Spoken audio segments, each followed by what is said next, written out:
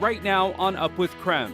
There are over 100 families who are still displaced. Communities across Spokane County continue to rebuild after the devastating wildfires last year. How one group aims to have a majority of families back in their homes by next summer. Cool mornings and warm afternoons, and while sunny today, I'm tracking when the next batch of showers and thunderstorms arrive in the inland Northwest. We don't want to change a thing. This is a crown jewel, I think, of Spokane. A Spokane staple making big changes. This morning, a KREM 2 exclusive on Dry Fly Distilling's new partnership.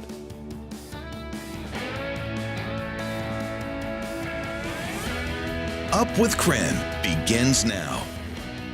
Well, good morning, everyone. It is 6 a.m. on your Wednesday morning. Thanks for joining us. I'm Channing Curtis. And I'm Tim Pham. We're starting things off on this Wednesday by taking a look at your weather forecast, but also the amazing sunrises we've been looking at all morning. You got to check out Thomas's Twitter page where he posted a really great screenshot of the sunrise earlier. Good morning. Yeah, good morning, everyone. Just wanted to show as many pictures of the sunrise as possible because we've had that just completely clear sky and of course a beautiful weather pattern to boot as well. And honestly, from our South Hill studios, we got Dishman Hills in the way, so we don't quite get views like this where we have our camera perched up top one of the buildings in downtown Spokane. Absolutely stunning. And it is a beautiful day today. And honestly, these are the days that I love the most about the summer season here is when it's a bit cooler. First thing in the morning, it's 53 degrees. It's been one of our cooler mornings of the inland Northwest for the entirety of the summer season, but it will still be plenty warm this afternoon. There are a few spots in the 40s, by the way. It's 44 in Deer Park and 46 in Pullman, but we are well into the 80s by this afternoon. All right, if you're heading out on your morning commute, this is a live look right now at I-90 in Hamilton. It definitely still looks beautiful outside right now at 6:02, and that's also due in part to the fact that there are no traffic concerns at this section of I-90 right now. So if you're heading out the door this morning in this section, I-90 in Hamilton, right now everything is clear. Of course, we'll keep you updated on the traffic situation all morning long here on Up with KREM. It's not impossible, but it's very ambitious.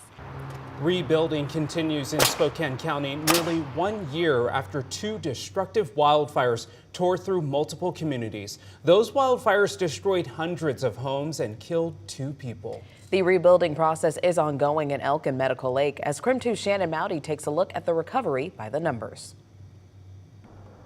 1 year.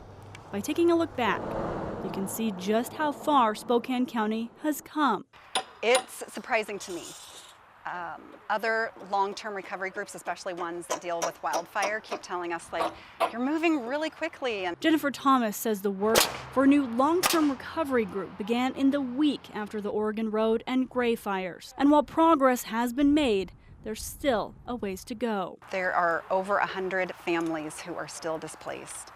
Specifically, more than 30 living in RVs in the Elk area, and there's a lot of need. Compiling building records from the county, Thomas says only around 20% of displaced families between Elk and Medical Lake have returned to new homes. And building permits show some people may have started the process in some fashion. I would say 50% of the community has not started rebuilding their lives in a way that is for a long-term purpose. It's still kind of like a big temporary band-aid. Moving forward, it will likely be donations and volunteers doing much of the heavy lifting in that recovery, such as the 20 women from Sister Corps here who are building pump houses. We come from all walks of life. I mean, from nurses and teachers and shopkeepers and anything but carpentry. And President Leanne Moore says they've come from all over the country this week to help. Many of these materials were donated.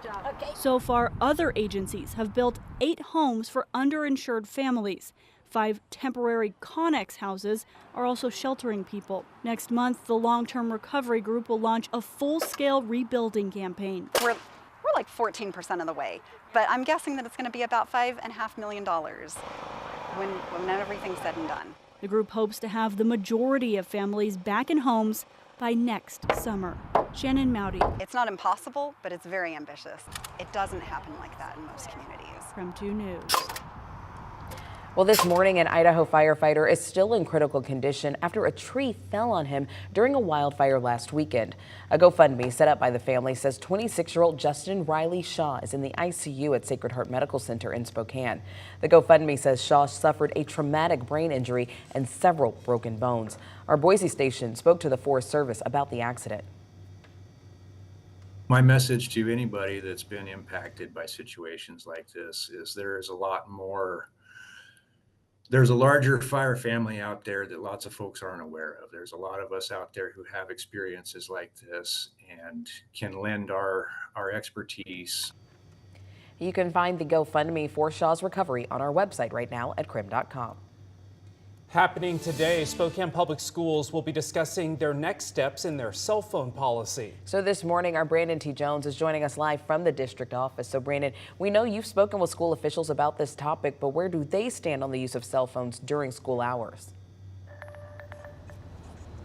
Yeah, good morning, Tim Channing. Well, we all know how much cell phones have become a part of our everyday lives. I mean, even as I speak to you right now, every morning when I come out to report, I write all of the notes on whatever story and I kind of refer back to those notes on the cell phone. And of course, that's no different than inside of the classrooms as well. A lot of these kids, they've grown up with cell phones, but a part of that is that also, cell phones provide some distractions, and that's ultimately what SPS is trying to go away from, trying to move away from with those phones inside of the classroom. So they're actively working to eliminate the cell phone use while kids are in their classrooms. In tonight's meeting, the school board will go over updates to the language in their cell phone policy. New changes would require all elementary and middle schools to be cell phone free during school hours, mandating students to keep the devices in their pockets or backpacks. High schools would follow similar standards, but phone usage would be allowed during passing periods, lunch hours, before and after school.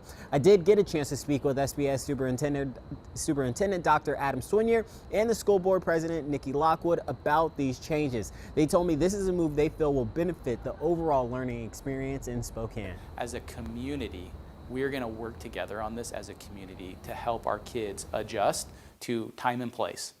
There's a time and place I can have my phone on and look at it. There's a time and place when it's not allowed.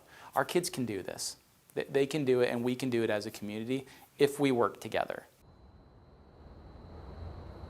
So Dr. Swiniard also told me he does know it's going to take some time to adjust to this. And of course, as you heard him just say, they're willing to work with all of these students. And it's not just the students, of course, that he say will have to adapt to it, but he knows adults as well. We all use our cell phones. Any potential changes would still allow students to keep their phone or device near them. Devices, however, won't be used during classroom time. So again, the SPS board will go over the changes in their weekly meeting tonight.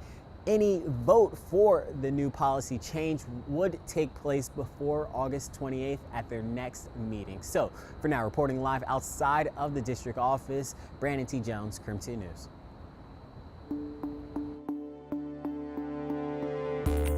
In our effort to bringing you more to every story, we reached out to other school districts to give more context on cell phone policies here in the Inland Northwest. Yeah, so what we found out at the beginning of the month, the Meade School District actually sent a letter to parents about their cell phone policy in high schools. Starting this fall, high school students will not be allowed to use cell phones, smart watches, and other personal mobile devices in class. Students may only use their phones or other devices like earbuds when approved by the teacher for educational purposes. High school students are still allowed to use their cell phones between classes or at lunch. Meanwhile, middle school students can also get special permission by the teacher. Otherwise, they are not allowed to use them until the end of the school day. In the letter that was sent to parents, the Meade School District says, quote, a classroom free of the distractions introduced by personal communication devices will foster a more focused and engaged learning environment, end quote. Now, in the meantime, the Coeur d'Alene School District also has similar rules for their students. However, middle school students are allowed to use their phones before and after school and at lunch.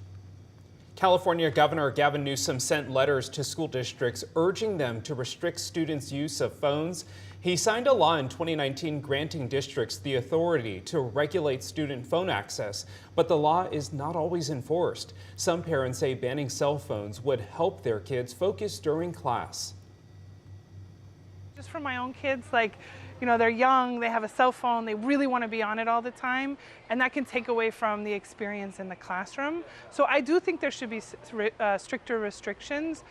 Recently, Los Angeles Unified, the second largest school district in the nation, based a ban on cell phone use during school hours. It is set to take place in January.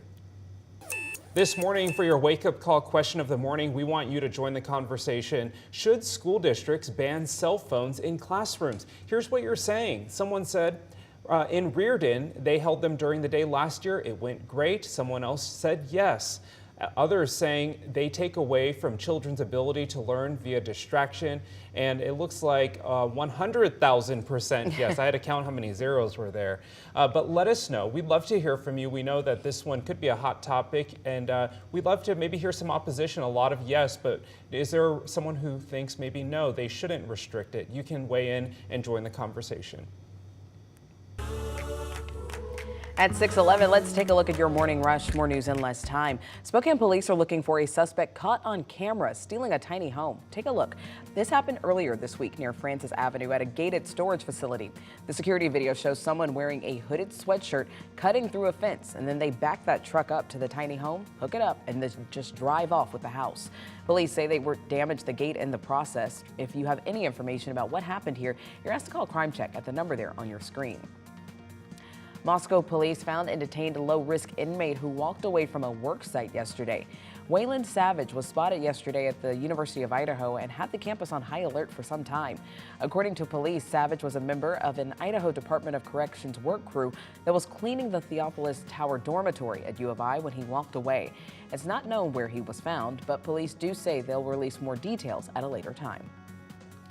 And some North Idaho pride this morning. The North Idaho women's junior water polo team took home the gold during the Water Polo Junior Olympics. The Junior Olympics was held in Dallas, Texas at the beginning of August, so a huge congratulations to the entire team. And that's a look at your morning rush.